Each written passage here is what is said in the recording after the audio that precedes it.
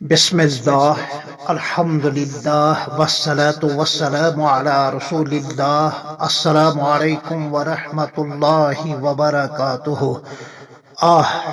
وہ درویش خدا مست بھی چل دیے، حضرت پیر صاحب کون تھے؟ 6 ربیع الثانی 1443 ہجری مطابق 12 نومبر 2021 عیسوی دن جمعۃ المبارک کا تھا، جب ایک درویش صفت، ایک مرد کوہستانی، ایک داعی دین، ایک مصلح امت اور ایک پیر و مرشد اور ایک محبوب و مقبول و مشہور شخصیت، قمری حساب سے کوئی 90 سے اوپر طویل زندگی پا کر مسجد شریف، مسجد مرشدین، مرکز رشد و ہدایت سے متصل اپنے ہی گھر میں دن کے 2:10 پر اپنے بے شمار عقیدت مندوں کو سوگوار کر کے چل دی۔ انا للہ و انا الیہ راجعون۔ انا للہ ما اخذ وللہ ما اعطا ولکل اجل مسمی۔ عوام و خواص میں یوں تو آپ پیر صاحب سے متعارف تھے، مگر حقیقی معنوں میں آپ اس زمانے میں اپنی متنوع خدمات اور امتیازی کمالات کی بنا پر حضرت پیر کامل تھے، اس لیے کہ جن اکابر علم و عرفان سے آپ نے براہ راست فیض پایا تھا وہ ایسے ہی تھے۔ آپ کا نام پیر شمس الدین لولابی ولد جناب پیر محمد عبداللہ ولد جناب پیر عبدالسلام تھا، رحمت اللہ علیہم اجمعین۔ وادی لولاب اور وادی انوری کی ایک علمی و روحانی یعنی مردم خیز بستی سنار دارپورہ میں آپ کی ولادت 1933 عیسوی میں ہوئی تھی، جو حضرت علامہ کشمیری حضرت مولانا محمد انور شاہ صاحب لولابی کا سال وفات تھا۔ حضرت پیر صاحب رحمہ اللہ نے جب شعور کی آنکھ کھولی تو گھر اور بستی میں دینداری و سادگی اور علم و عرفان کا ماحول پایا۔ اسی ماحول میں آپ کی تربیت ہوئی۔ ذہانت و فطانت تو خدا داد تھی ہی، اس لیے علم و عرفان کی سیڑھیوں کو جلدی ہی طے کرتے رہے۔ ذریعہ معاش گاؤں میں ہی ایک چھوٹی سی دکان کی صورت میں تھا، ساتھ ہی ساتھ سوگام جیسے صدر مقام وادی لولاب کی مرکزی جامع مسجد میں امامت و خطابت، اصلاح و دعوت اور درس و تدریس کے حوالے سے ایک مدت تک خدمات انجام دیتے رہے۔ جب حضرت جی ثانی حضرت مولانا محمد یوسف صاحب صدیقی کاندھروی دہلوی کے زمانے میں بستی نظام الدین کی بنگلہ والی مسجد شریف سے ولی دوران و قطب زمان حضرت منشی اللہ دیتا صاحب المعروف منشی اللہ دتا صاحب 10-11 تبلیغی احباب کے ساتھ وارد کشمیر ہوئے تھے، اور کئی ایک سعادت مند اس عالمی و عالی محنت و دعوت والی تحریک کے ساتھ ہراول دستے کے طور پر شریک ہوئے، تو حضرت پیر صاحب بھی اس کے ایک فرد فریق تھے۔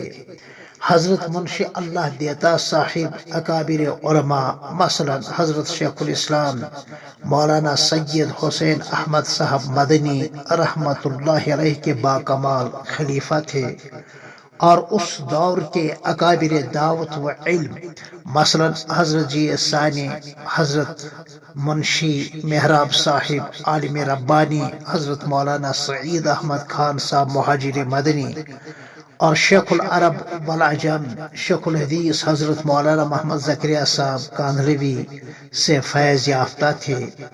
الغرض حضرت منشی صاحب کی نظر انتخاب حضرت پیر صاحب پر پڑی ہی تو فوراً آپ بول پڑے کہ مجھے تو میرا مطلوب مل گیا ہے، اور بارہمولہ قصبے کے پرانے تاشکن اڈے میں جہاں ہزاروں لوگوں کا دعوتی اجتماع تھا، غالباً یہ 1960 یا 61 کا سال تھا۔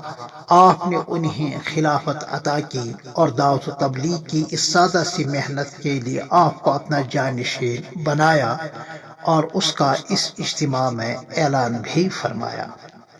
آپ دراز قد کے تھے، سانولے رنگ، سجی ہوئی خوبصورت دودھ کی طرح سفید داڑھی، چہرہ بڑی وجاہت لیے ہوئے، آنکھوں میں ایک خاص چمک تھی، پیشانی بلند، اونچی ٹوپی، ہونٹوں پر ہر وقت تبسم رقصاں ہوتا تھا۔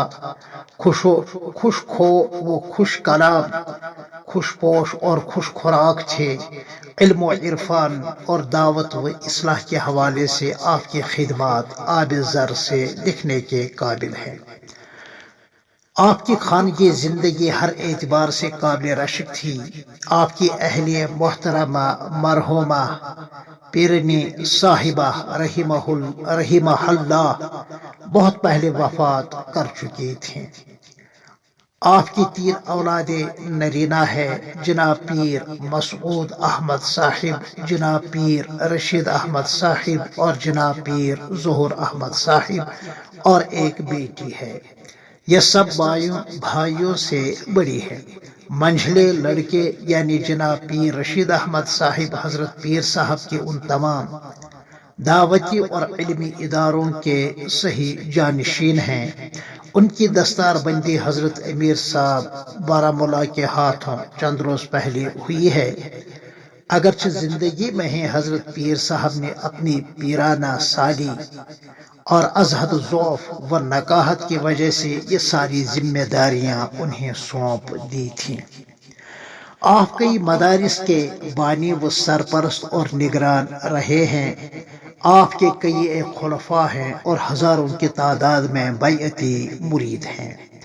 آپ علماء و صلحاء و طلباء کے ساتھ ازہد، اکرام و محبت کا معاملہ فرماتے تھے۔ اگرچہ کسی دینی ادارے کے باضابطہ فاضل و فارغ عالم تو نہیں تھے، لیکن کسی بھی متوسط درجے کے عالم سے بھی آپ کم نہیں تھے۔ دعوت میں رونما اختلافات کے حوالے سے آپ کو پرانوں کے منہج پر کام کرنے کے لیے کامل درجے کا انشراح صدر تھا، اور اس سے ہٹ کر شخصی نظام کے نظریے سے آپ بہت دور تھے، اور اس حوالے سے احقر سے کبھی کبھار کلام بھی فرماتے تھے۔ اپنی قبر کے لیے بہت پہلے ہی زمین کا ایک ٹکڑا خریدا تھا، اور آج حضرت پیر صاحب وہاں ہی محو استراحت ہے۔ بعد نماز مغرب کوئی 6:30 بجے حضرت امیر صاحب نے ہزاروں کی تعداد میں شریک لوگوں کو آپ کی نماز جنازہ پڑھائی۔ اس طرح بے شمار لوگوں کے دلوں کی دھڑکن، علماء و صلحاء کے محبوب اور ارباب دانش و بینش کے ہاں مقبول حضرت پیر صاحب قبری حساب سے 90 سے اوپر کی زندگی پا کر چل دیے، اور اپنے متعلقین کو بالعموم اور اپنے جانشین کو بالخصوص یہ پیغام دے کر گئے ہیں: خوب کی سیر چمن، پھول چنے شاد رہے باغبان، جاتا ہوں میں گلشن تیرا آباد رہے۔ السلام علیکم ورحمۃ اللہ وبرکاتہ۔